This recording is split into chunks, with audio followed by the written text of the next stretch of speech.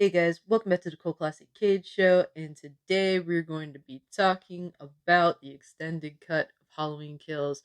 Now, the 4K Blu-ray DVD released earlier this week, ended up getting it. This is the Steelbook cut with the extended edition included, and that's what we're going to be talking about today. But first, man, let's look at this Steelbook. Um, I'm personally not the biggest fan of this film. It's a low mid to me, so it's like a mid, but it's on like the lower tier of the Halloween list. Um, but man, the steelbook looks awesome, super dope. Definitely one of my more favorite steelbooks that I do own. Now, for reference, here is the Halloween 2018 steelbook for comparison's sake. I do like the 2018, but I do like Halloween Kills a little bit more. It just, that red just makes me feel like I'm looking through Cyclops' visor. And it's just really cool. I really like the back of 2018, but I like this more. Looks super sick. I'm glad to own both of the steelbooks of these movies.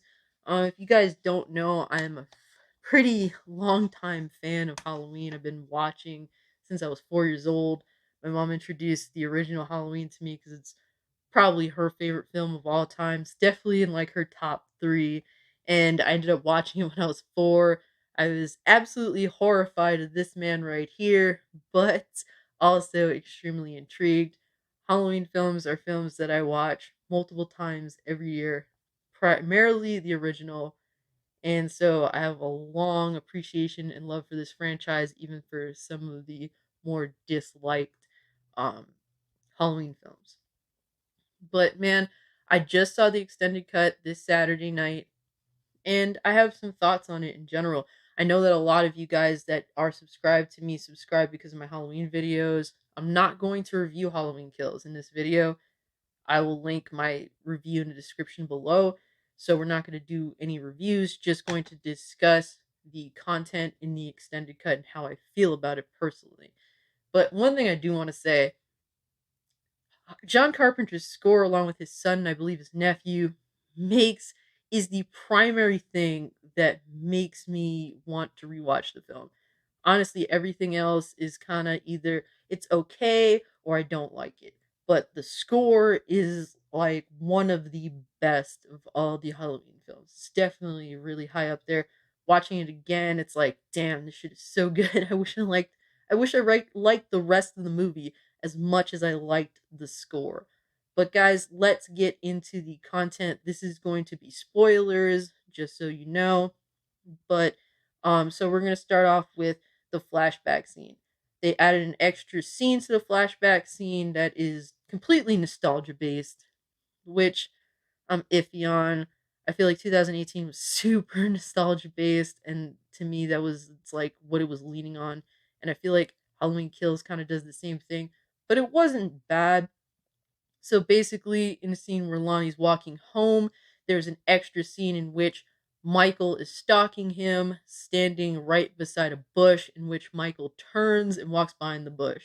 Now, Michael's mannerisms in that scene where he turns and he walks behind the bush really gives me Halloween 4 Michael Myers vibes. I don't know why, it just kind of feels like it. I immediately thought of the actor who played Michael Myers in H4 when I did see that. But my one gripe about this scene is when you watch Michael Myers walk behind the bush, he essentially you could still see him through the bush. Like you could see his legs, you could see his like vague silhouette. So it kind of removes that mystique because in the original 78 film, when he walks behind the bush, you can't really see him. So that I wish they would have like either CGI'd the bush to make it look thicker or just got a thick bush. Like you need a thick one, you know? But yeah, that was just strange to me. In poor choice, but I do like the addition of that scene. It was a good scene. Um, it doesn't make the flashback and it doesn't break it. It's a nice addition overall. Next scene, the scene I probably hate the most in this extended cut. So, it's the part where Lori, Karen, and Allison arrive at the hospital, and Karen realized, damn, my husband died. Let me go see if the morgue has him. So she walks down to the morgue and she's greeted by this nice old gentleman that works there who kindly tells her that she's not supposed to be there.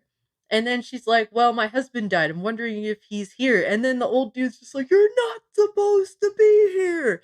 And it just, this scene adds zero to this film. It's kind of cringe and corny. Um, they shouldn't have added this to the extended cut. It's just stupid. I don't understand why it's there. Next, they add a little bit extra to the firefighter scene where Michael's still in the house. Overall, this scene is nice. Um, it's a good addition. It's very minor, but like it doesn't do anything bad to the scene. It's a nice addition. Doesn't make or break the scene by any means. But I think that was a good addition that I had no problem with. It was cool. Next, we have probably the scene that kind of feels like the biggest slap in the face. So, my personal biggest gripes with the past two Halloween films, which is 2018 Halloween Kills, is essentially they do not utilize the first person perspective when Michael Myers is unmasked. I wish they would stop showing his head, his face, just stop fucking showing it. Just put him in first person. So they did utilize first person, but they didn't use it on Michael. They were just like, let's use it on this other Grove escapee instead, because that makes the most sense. And it just really felt like a slap in the face. So the escaped Smith Grove dude walks up to the hospital because he's in need of medical attention after he crashed the couple's car. He's like this gash on his forehead. He goes to the hospital and it's in first person as he's walking to the front and all the people are looking at him kind of scared and freaking out. And this scene weirdly reminded me of Terminator 2, where Arnold's naked and he walks into the bar and it's in first person, and the people that see him first are like freaked out, and then the chick that works at the bar is just looking at him like, "Oh my god, this is a nice visual view of this naked man. I approve of this." And so like it's just weird because it really reminded me of that scene, but overall, that was just disappointing. It just felt like a slap in the face. It's like, this is what I wanted, but you put it for the wrong fucking character. Thanks a lot. Thank you, Michael David, whatever the fuck your name is, Gordon Green, David Gordon Green. Thanks a lot. I appreciate that. Um, what else? What's next? I have a small list. Okay. And mind you, I'm playing this by memory. So I haven't watched the theatrical cut in a little while, so if I missed anything, let me know. Or if I got something wrong, let me know. Now, my opinion on them is not necessarily wrong or right, it's just my personal opinion. But if I missed something, or if something was even in the theatrical cut that I don't remember because I'm playing this by memory, let me know. I'm not opposed to being corrected when I'm wrong. So, the next thing, they extended Big John's death a little bit.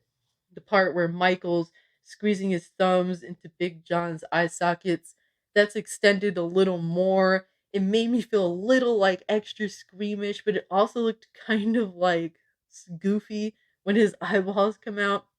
So it's like a double. It's like it made me more squeamish, but it also looked more goofy. Um, it didn't make or break the scene for me. It was what it was. So here's two things that kind of disappoint me that were not added to the extended cut. Things I was expecting to be there, but unfortunately were not present. And that first thing is Little John's death scene. I guess they don't have that. That was um, off cam.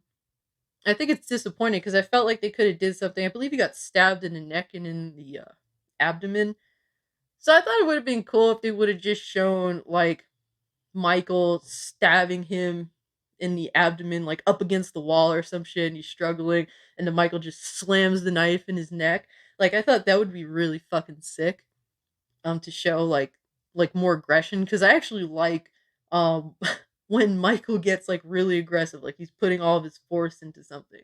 Like when he does approach the officer in the flashback scene. Like he really just jumps, leaps at him like a fucking animal. So would have been cool to have seen something like that. But there is no death scene for Little John. So that's disappointing. The second disappointing thing that is not present in the extended cut is what happens in between Lindsay Wallace hiding from Michael versus when Allison and Tommy Doyle find her.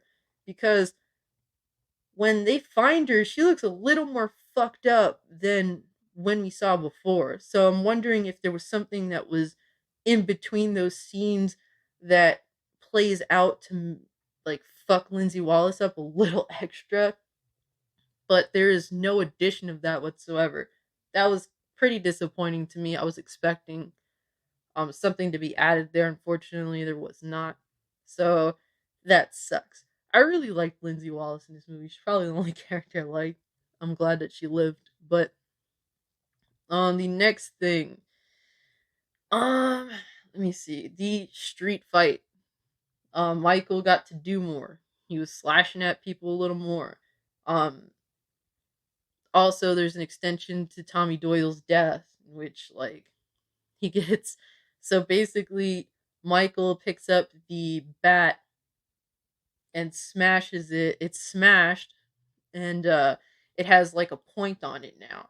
And he just slams it into Tommy Doyle. I'm assuming his head, and yeah, all you see is like blood going everywhere. He explodes like a stuffed pig, and I think that these scenes are good. I like the extra slashing in the street fight. That was cool.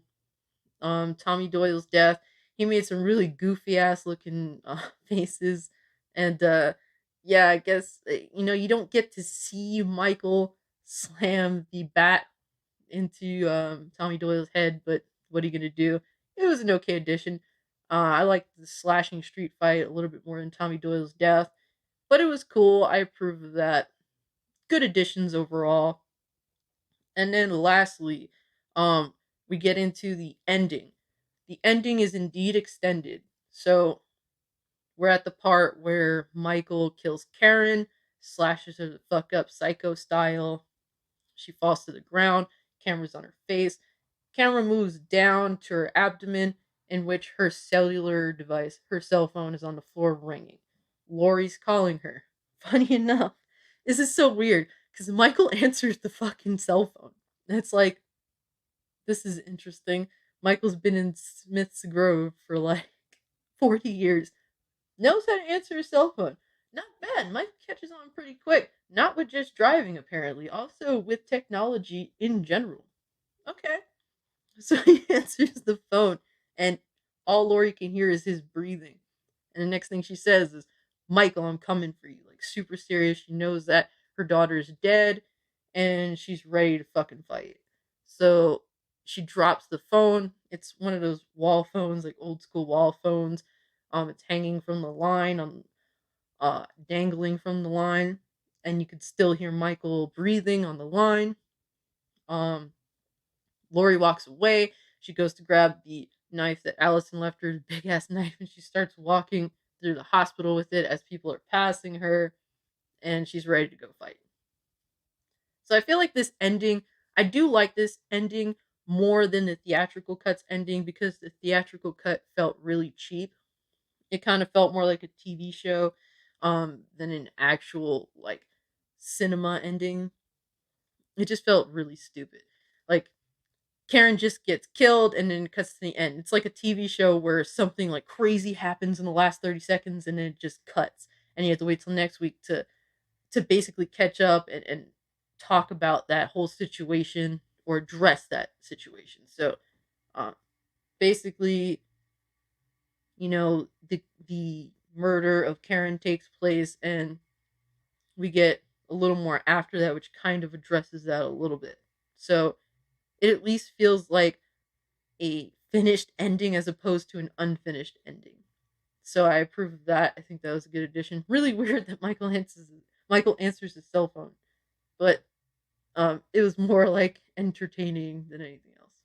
Overall, good addition with the extended ending. Now, is it worth um is this extended cut worth it? Like, is it worth buying uh the Blu-ray slash 4K cut just to see these like extended scenes? In my opinion, no. Um, there really isn't that much here. It's really more so it has to be like no more than 5 minutes worth of extra shit, unless I missed something, and I don't think I missed much. But I mean, it was worth it to me for this, but I don't think they sell these anymore unless you pre-ordered. So other than that, I don't think it was necessarily worth it. It doesn't raise so Halloween Kills is not raised anymore on my tier list specifically because of this extended cut. It's still where it is. There a lot of the scenes that were included are pretty decent or okay, and then there's like a couple of scenes that annoyed me or I just didn't like. Um yeah, it's kind of divisive. Like the film itself is just mixed feelings, and the extended cutscenes are also mixed feelings. That's my personal opinion about it. Let me know what you guys think. Um, the hat has returned, and the glasses. I haven't worn glasses in a while. I should wear glasses more often because I'm supposed to, but I try to avoid it. And then the hat, I felt naked the past two videos without the hat, so here we go. We're back at it again, guys. But yeah, let me know what you guys have been up to. Have you watched the extended cut? How do you feel about Halloween Kills in general? Let me know in the comment section down below. If I miss anything, once again, please let me know. Check out my other Halloween videos. Anyways, guys, that's about it. I'm out. Peace.